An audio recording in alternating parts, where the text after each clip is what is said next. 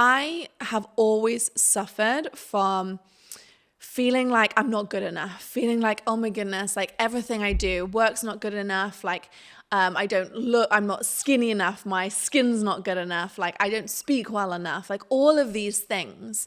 And it was all my own internal dialogue. And I wasn't even aware that I had this internal dialogue. It was normal for me.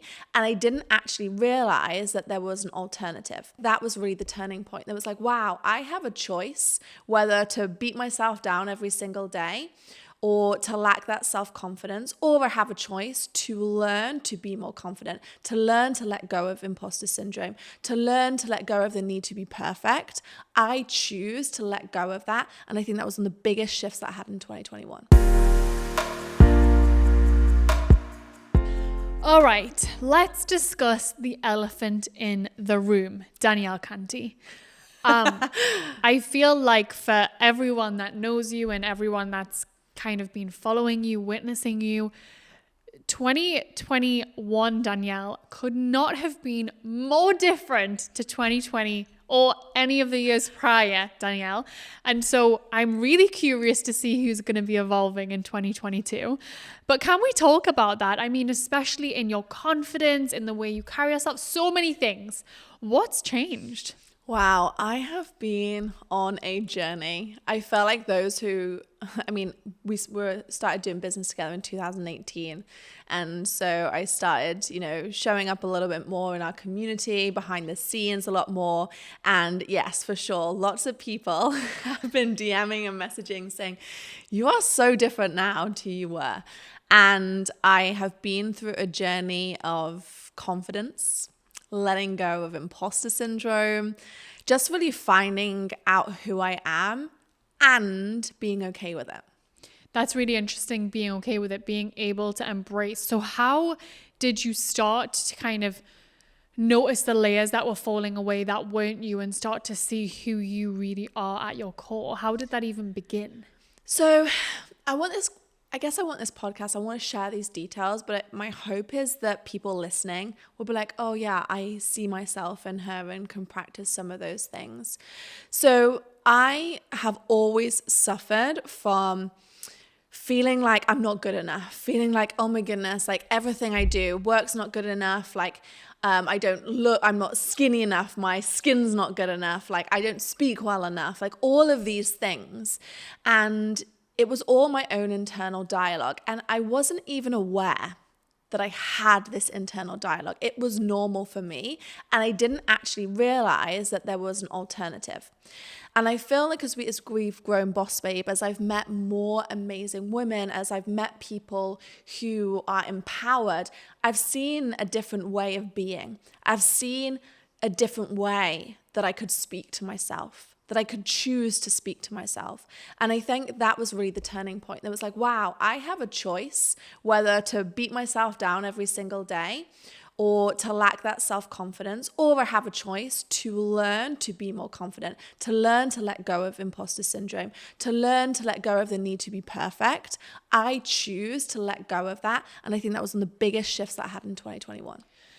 And I'm really curious, when you were in that place of not enoughness, surrounded by people that really embodied their enoughness and were really confident and empowered, was that triggering for you? Did you judge them, or was it inspiring, or a mix of both?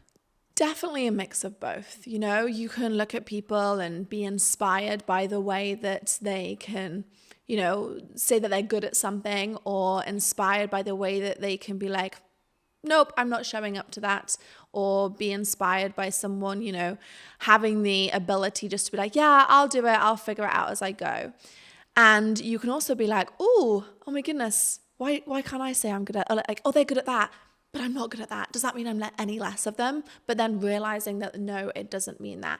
And that was my own inner work. So what I would always say about a lot of this stuff, and what I've realized about confidence and about imposter syndrome, about all those pieces, that it is all like, you're just looking at a mirror. So whenever you're hearing those things, it's never about that other person who's saying them. It's that they're holding a mirror up to you, making you realize like, oh, okay, like this is a trigger for me, but it's not them, it's back at me.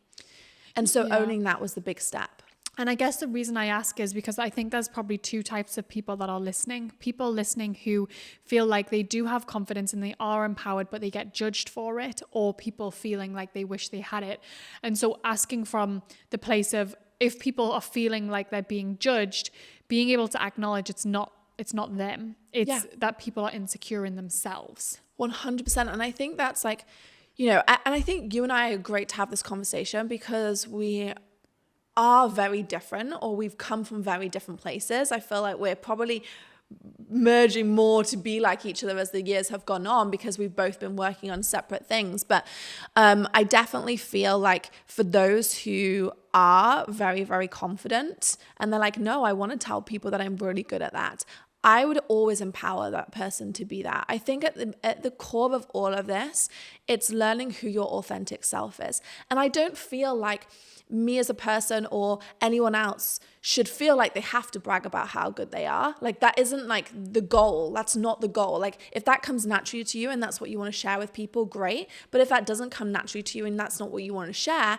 that's also fine. But I want you to know how amazing you are. I want you to have that inner confidence that you're good at stuff. And so that's what I'm really talking about, is like the internal narrative. I chose to change my internal narrative, and it wasn't because I felt like I needed to do it for anybody else. I just wanted to do it for myself. And I think that anyone who is, has that confidence, they want to share it, they should be allowed to share it. And they should be allowed to share it and not have to worry about the triggers of other people, because everybody needs to take responsibility for their own feelings. And I think we're in this world right now where a lot of people pass the buck on responsibility. They're blaming other people for their feelings. And no, you have to work, you have to own things. And until we start doing that, it's very, very difficult to create change in your life. And it's very difficult to move out of situations that you don't necessarily want to be in. And that's where I find myself. I was like, I need to take responsibility for how I'm feeling and how that manifests me showing up in my life. And when I did that, that was when things really started to shift. And when I say shift in a materialistic way, like my life and moving and all those pieces, but it also shifted something internally where I found more inner peace. I found more happiness. I found that actually I now know how I want to spend my days. I now know how I want to show up and which direction I want to take things.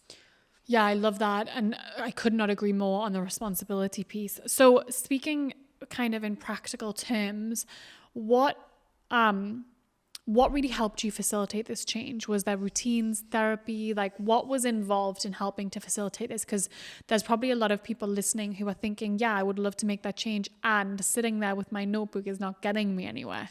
I think number one, it is making the decision. Like, I definitely feel like there's an empowerment that comes from like, okay, I want to change and I want to work with this inner voice.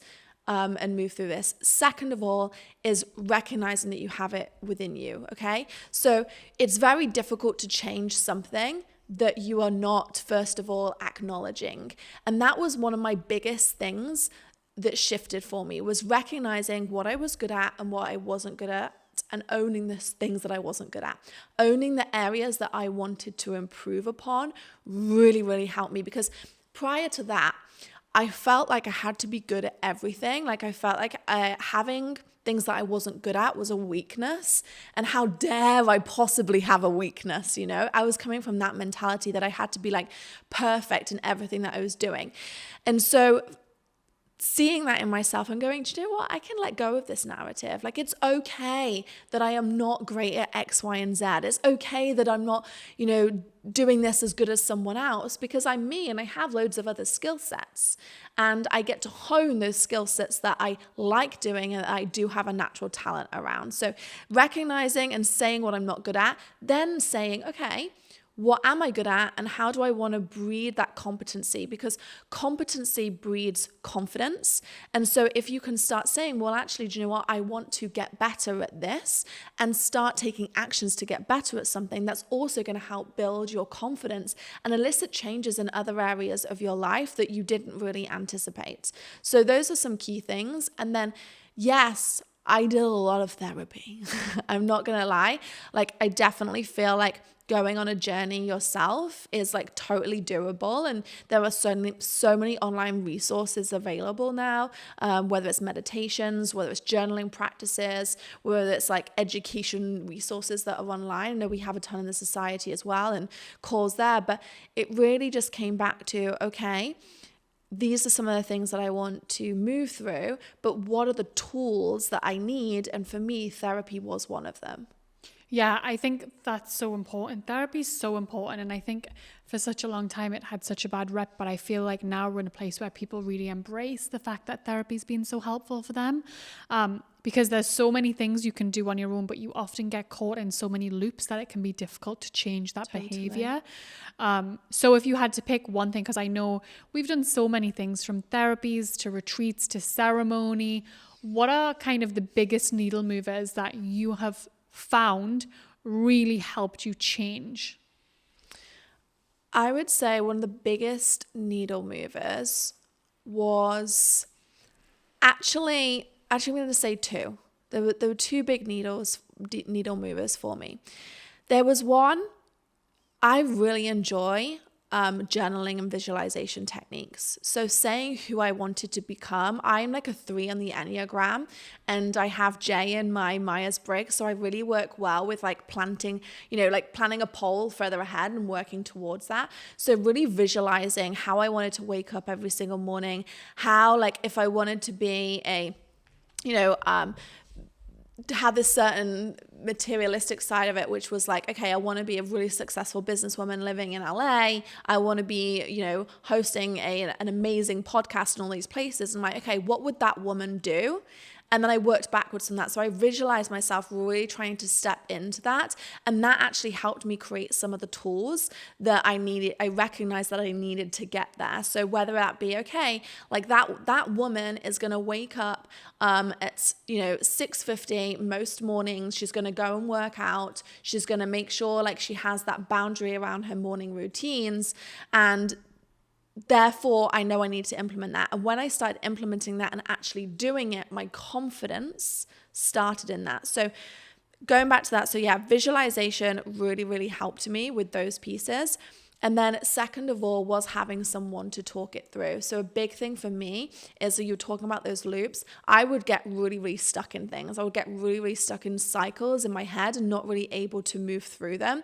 And so recognizing that within myself and going, okay, versus going out for that meal once a week or etc. I was like, I'm going to make a change and I'm going to put that money, invest it into therapy. Because when you invest into yourself, no one can take that away from you. And I saw that as a really key investment. And I knew that, I could do the visualizations and I could do those pieces, but actually getting some regular therapy whereas I could work through these cycles was really powerful. And it's not even that I needed it for a long period of time because I was able to break those cycles, but it was a tool that I needed to move through. And those are the two most powerful things for me. I love that. And if you do need it for a long period of time, that's also fine. Yeah. And I just say that only because, like I said, I don't want people to be scared, like, oh my goodness, like I have to like go to therapy forever and I can't afford that. But I do think that there is a power of making a decision on where you want to spend your money. Yeah. And doing a course of therapy, if you want to move, will 100% change where your life is heading. Yeah, I love that. And if you're in America too, I'm not sure if you know this, but if you have insurance, you can get therapy for free. It's not even needs to be something that you put money into. I love that. And I would say for me, the biggest needle movers for me in terms of personal change have been Hoffman. I talk about Hoffman a ton, but if anyone's really thinking about, okay, I want to assign a week of my life where I go and change, Hoffman was it.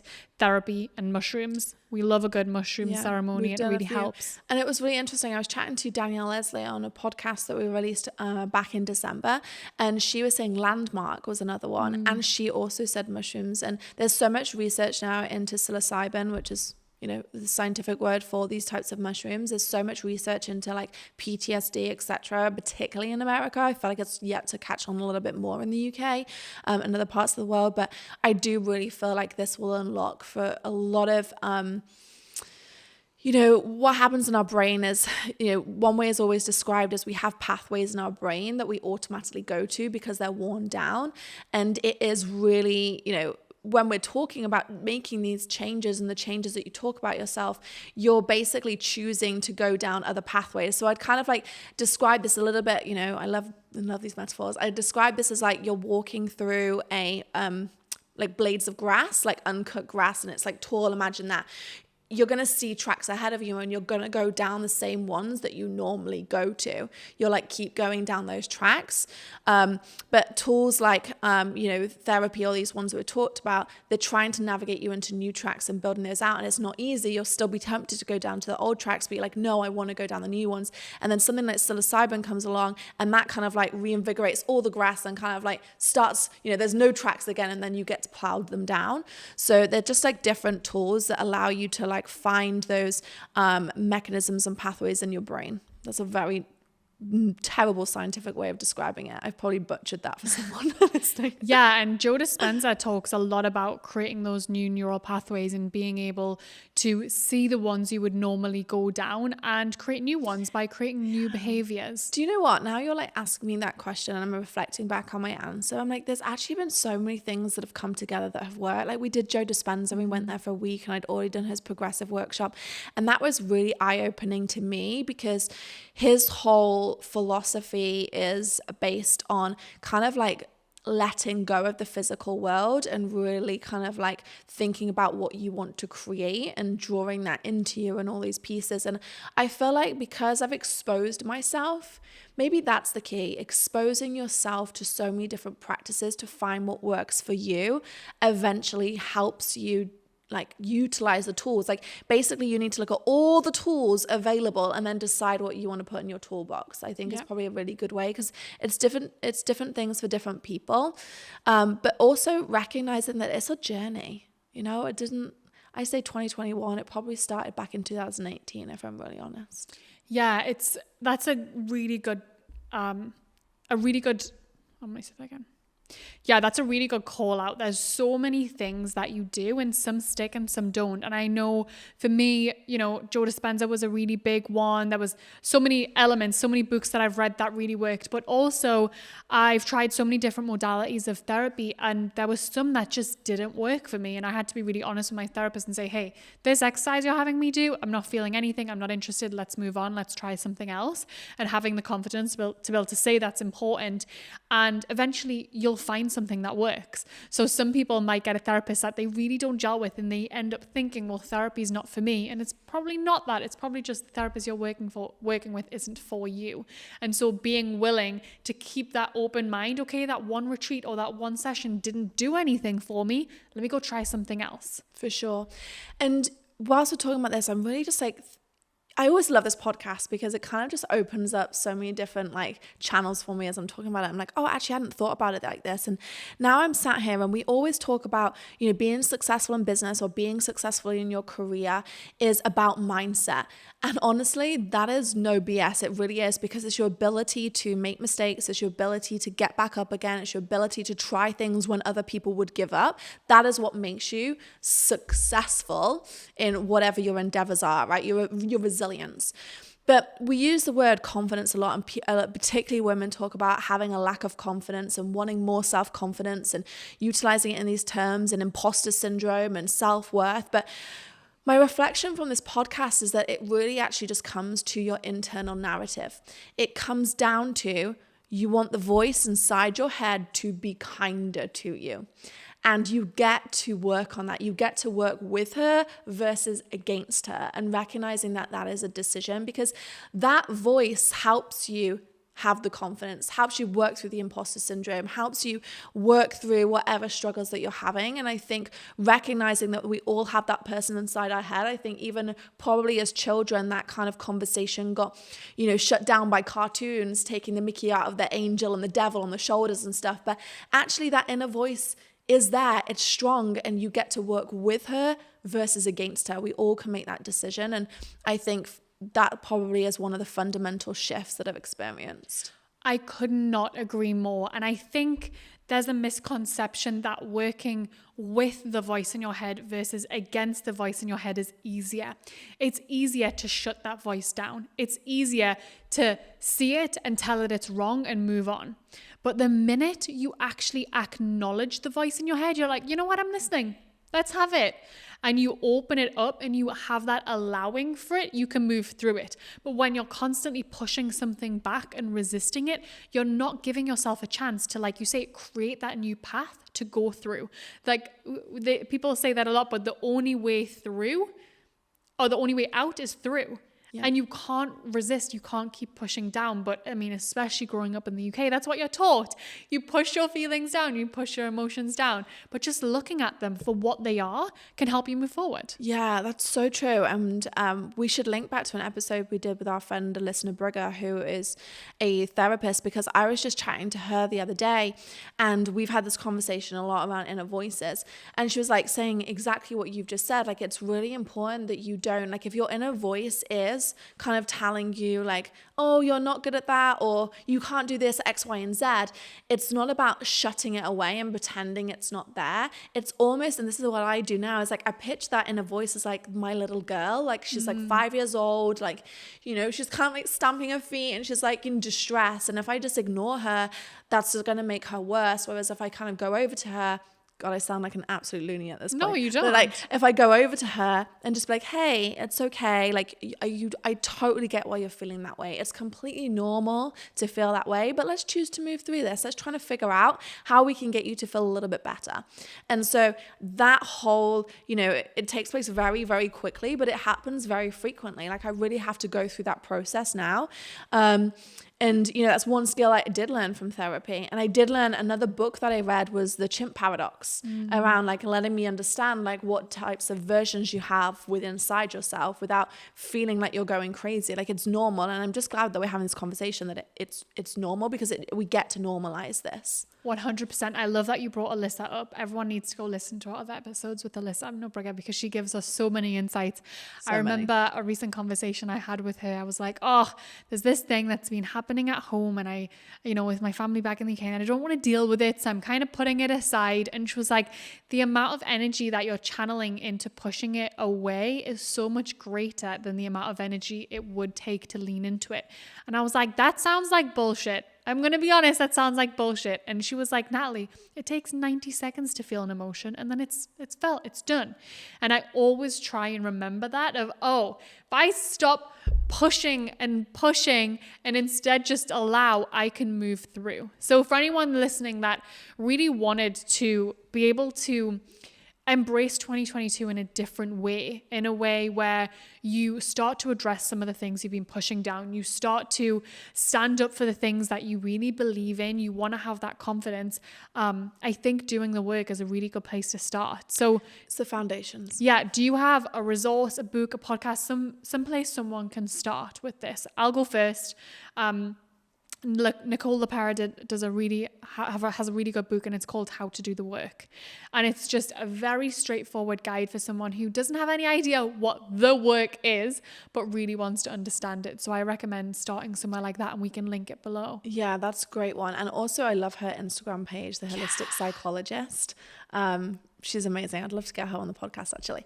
I think for me, I'm just trying to think of like a good starter one, because I think like that book is just really amazing. I think I'm definitely a podcast type of person as well, and I think if you want to dip your toe in it and you're not necessarily ready to dive straight into something, I think watching some interviews with Joe Dispenza is a great way to kind of see, because like I spoke about, it's kind of like finding out what's good for you.